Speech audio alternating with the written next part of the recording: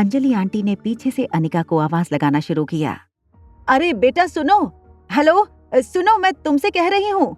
Staircase के पास आते ही अनिका ने देखा कि सामने की लिफ्ट का दरवाजा खुला था। उसने सोचा कि लिफ्ट से जल्दी सेकंड फ्लोर तक पहुंच जाएगी, इसलिए वो लिफ्ट में चली गई।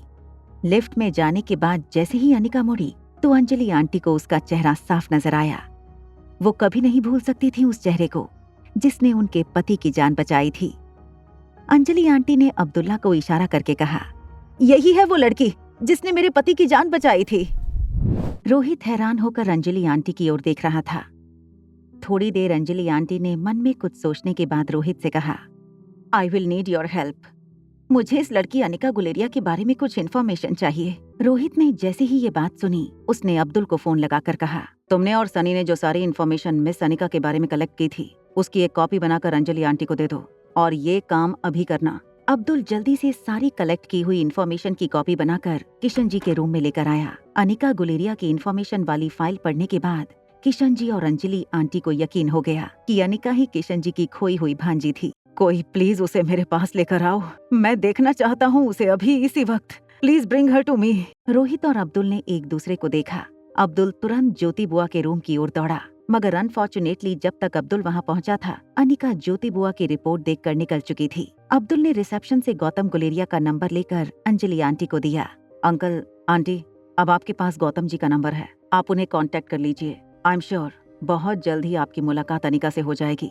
बट इन द मीनवाइल मेरी एक बहुत इंपॉर्टेंट वर्चुअल मीटिंग है, मुझे अभी होटल जाना होगा। Hotel Paradise presidential sweet.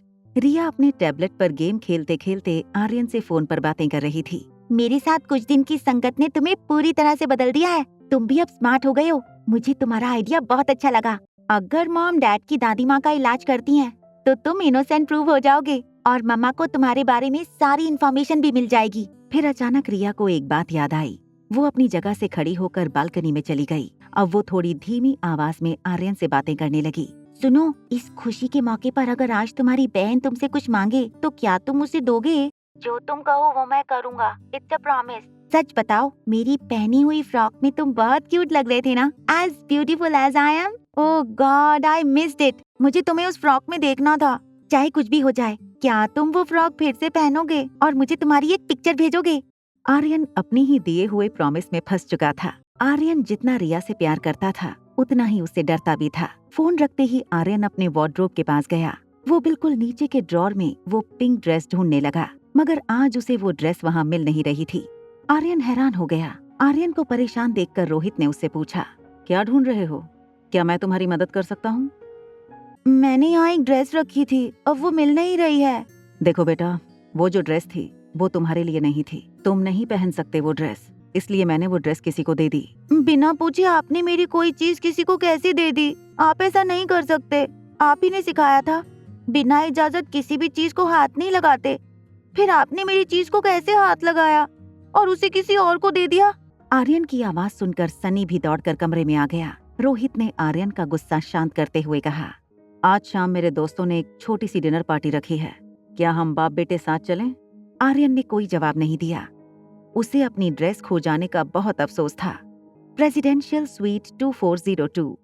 Anika अपने पापा गौतम गुलेरिया से फोन पर बातें कर रही थी। मेरे मामा मुझसे मिलना चाहते हैं, मगर मैं तो उन्हें जानती तक नहीं। क्या आपको यकीन है कि वो जो कह रहे हैं वो सच है? अब सच कह रहे हैं या झूठ, वो तो आकर पता चलेगा। उनका फोन आया था और कहा कि अभी थोड़ी देर में वो घर आएंगे तुमसे मिलने, तो तुम आकर मिल लो उन्हें और खुद ही पता कर लो कि वो सच कह रहे हैं या झूठ। ये कहकर गौतम ने फोन काट दिया। गौतम की बातें सुनकर अनिका बहुत हैरान हो गई थी। मनीषा और कामिनी को अनिका के नए रिश्तेदारों के बारे में सुनकर ताज्जुब हो रहा था। अचानक इतने सालों बाद अनिका के मामा कहाँ से आ गए? कामिनी सोफे पर लेटकर अंगूर खा रही थी। उसने गौतम से सवाल किया, मगर आज अचानक अनिका के मामा मामी यहाँ क्यों आ रहे हैं? माँ, मुझे तो लग रहा है वो लोग कहीं हमसे आकर पैसों की भीख ना मांगने लगे। हाँ, फोन पर वो औरत कह तो रही थी कि अनिका के मामा इस वक्त बहुत बीमार हैं और हॉस्पिटल में हैं। पहले आ तो जाने दो, देखो क्या बात करना चाहते हैं। देखो, पहले ही कह देती हूँ, उन भिखमंगों ने अगर पैसे मांगे तो एक भी रुपया देना मत। जिसके मामा मामी हैं वो ही पैसे दे, हम क्यों दे? तुम तो मुझसे ऐसी बात कर रही हो जैसे उन्होंने मुझसे पैसे मांगे और मैंने तिजोरी खोलकर उनके सामने रख दिया। ठीक है, अब अपना बीपी बढ़ाओ मत। और हाँ, नौकरों से कह दो कि सैनिटाइजर का डिब्बा साथ में ही रखें। पता नहीं कैसे होंगे ये अनिका के रिश्तेदार। उनके आते ही पहले मैं उन पर सैनिटाइजर छिड़क दूंगी, उसके बाद ही उन्हें अंदर आने देंगे। तभी गुलेरिया हाउस की डोरबेल बजी। मनीषा ने कहा, लो भाई, आ गए भिखमंगे। कामिनी दौड़कर किचन में गई और सैनिटाइजर का एक बड़ा सा डिब्बा लेकर बाहर आई। उसने मनीषा को दरवाजा खोलने से रोकते हुए कहा, मैं खोलती हूँ। कामिनी ने दरवाजा खोलते ही सामने खड़े शख्स पर सैनिटाइजर छिड़कना शुरू कर दिया, मगर दरवाजे के सामने खड़े शख्स पर नजर जाते ही कामिनी चौंक गई।